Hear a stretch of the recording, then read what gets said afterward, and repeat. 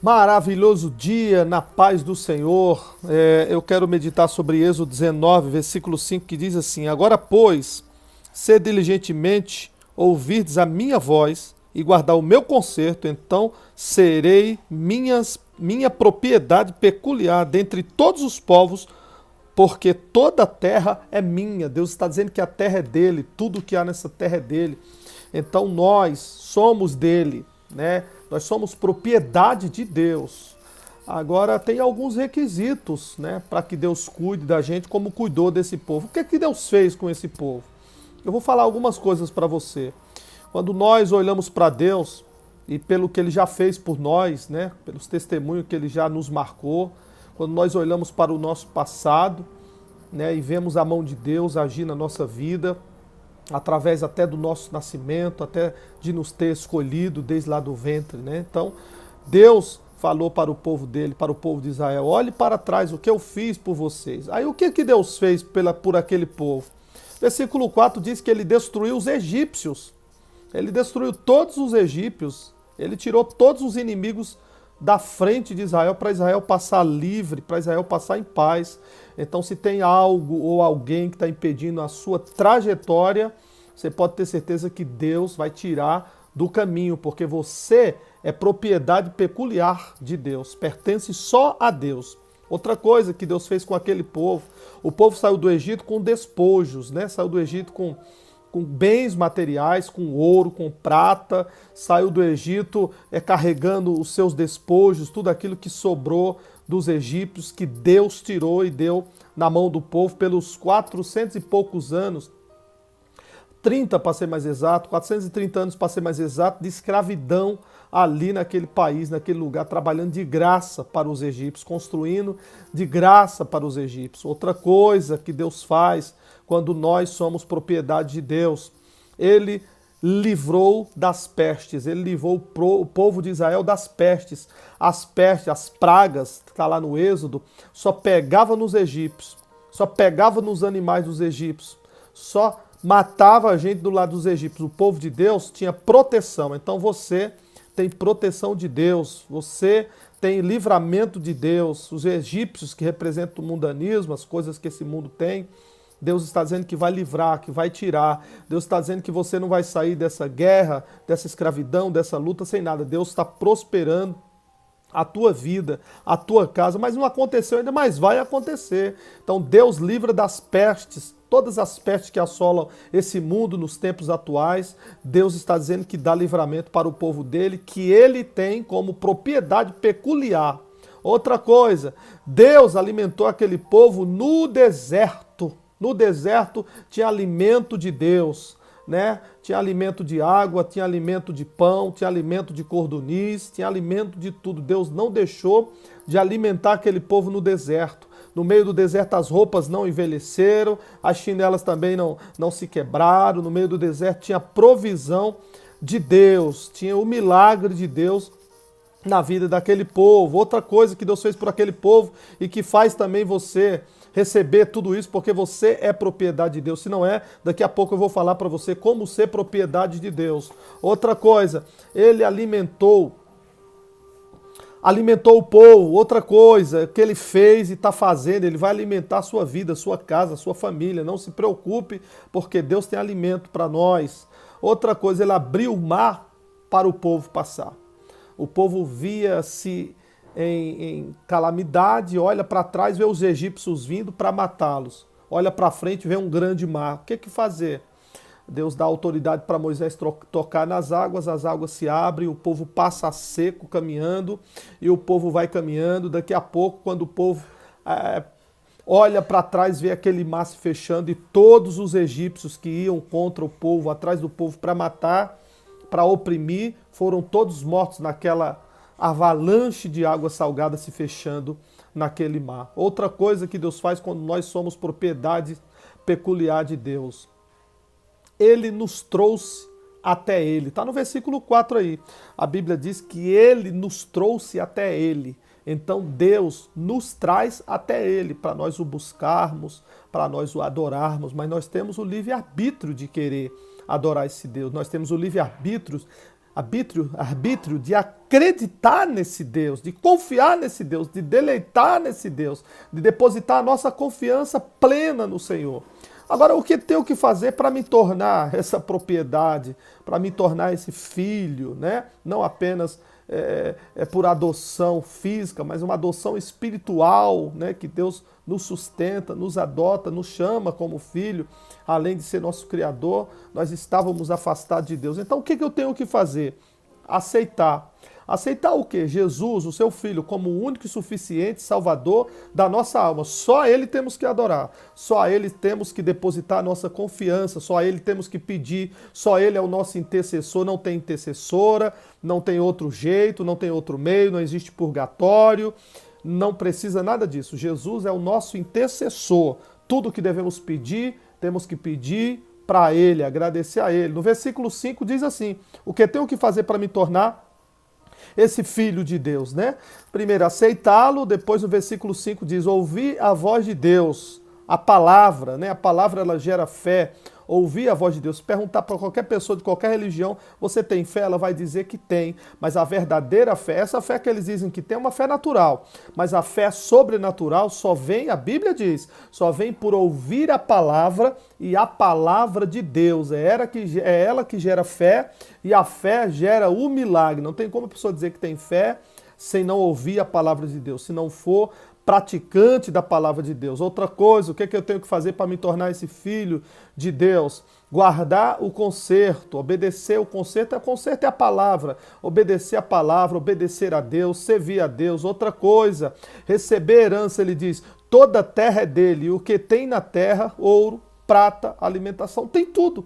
Na terra tem tudo que o ser humano precisa, tanto da parte física, quanto da parte em condições, né? A terra gera tudo isso. Então, se a terra é dele, nós receberemos a herança de Deus. O ouro e a prata pertencem ao Senhor, está lá em Ageu, então ele dá para quem quer, ele faz como bem entender, porque tudo a Deus pertence. Agora, o que Deus quer que eu seja? O que Deus quer que eu seja? Ele faz tudo por mim, Ele me livra, Ele me dá vitória, mas o que Ele quer que eu seja? Ele quer que eu seja um povo santo. Ele quer que eu seja a nação eleita, pessoas que foram eleitas para servir a Deus, sirva de verdade, sirva com carinho, sirva com amor. O que Ele quer mais? Ele quer que eu creia eternamente, não só hoje, quando as coisas vão bem, quando as coisas estão bom, mas Ele quer que eu creia eternamente, até eu passar dessa vida para outra, todo dia, na luta, na prova, na dificuldade, na bonança, faltando tudo, Ele quer que eu creia, que eu acredite, que eu confie que vai dar tudo certo. O que Deus quer de mim? Versículo 10, que eu lave as minhas vestes. Está no versículo 10 aí, que eu lave as minhas vestes.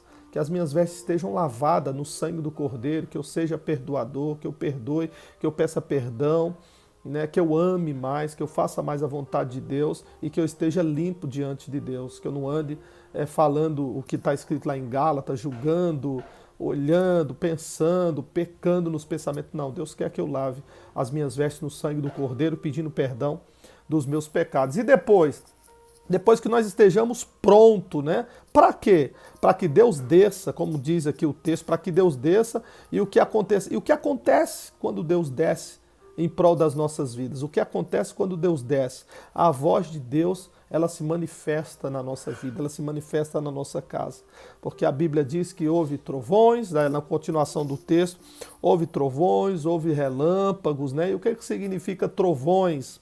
Significa anunciar, ou a ira, ou a revelação. Trovões significa a voz de Deus, é um significado simbólico da voz de Deus, né? Ele denota isso lá no Salmo de número 29, versículo 3, que a sua voz troveja, né? A voz de Deus vai trovejar em prol das nossas vidas a qualquer momento, a qualquer hora, queridos.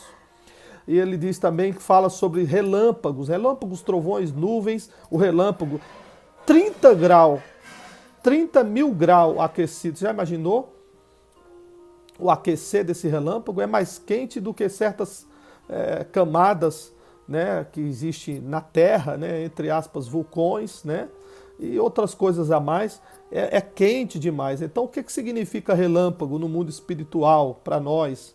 Relâmpago significa palavra escrita, palavra assinada. Então o trovão significa a voz, o relâmpago significa palavra assinada. Então Deus vai assinar sua causa como relâmpago, como fogo, né? O relâmpago ele traz eletricidade, ele traz quintura, ele traz um alto calor, ele vai assinar porque Deus é fogo, Deus é calor.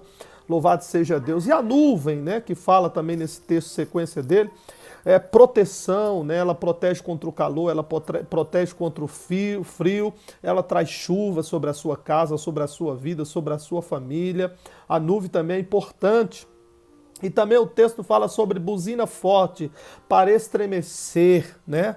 Deus anunciando o seu milagre, anunciando a sua bênção, anunciando aquilo que ele vai fazer na sua vida. Também o texto fala sobre o monte fumegava, né? A presença de Deus faz a rocha derreter, a Bíblia diz que Deus, quando pisar lá em Jerusalém, através do seu Filho Jesus Cristo, né? Também fala em outros textos também, que o monte sairá de um lugar para o outro. Isso é fé, isso é a presença de Deus, não dá para explicar em palavras aqui, por mais que eu tente trazer uma ideia humana, não dá para explicar essas coisas de Deus.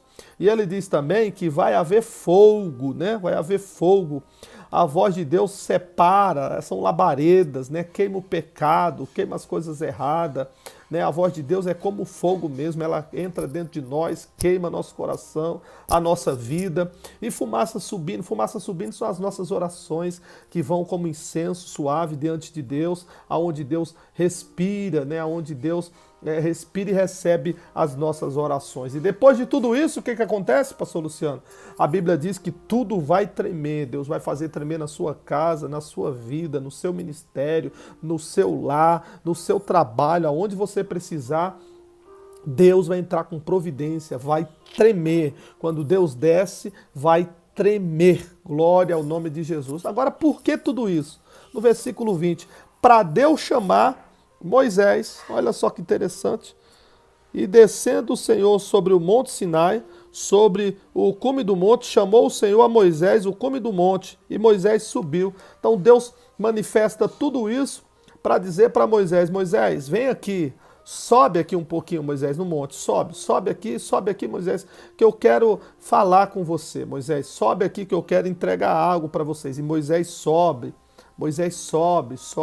Para que Moisés sobe? Para ouvir de Deus. Para ouvir de Deus. Moisés sobe para ouvir de Deus os mandamentos, está lá em Êxodo capítulo 20, a seguir, os mandamentos e as orientações que Moisés teria que voltar para levar para o povo. Depois que Moisés sobe e que recebe de Deus, aí ele diz, agora desce, Moisés. Agora desce, Moisés, agora desce. Primeiro ele diz sobe para depois descer. Por que ele vai descer? Porque agora, Moisés, você já subiu, você já está cheio de mim. E quem está cheio de Deus, meu irmão, minha irmã, desce para entregar aquilo que está cheio de Deus. Aleluia!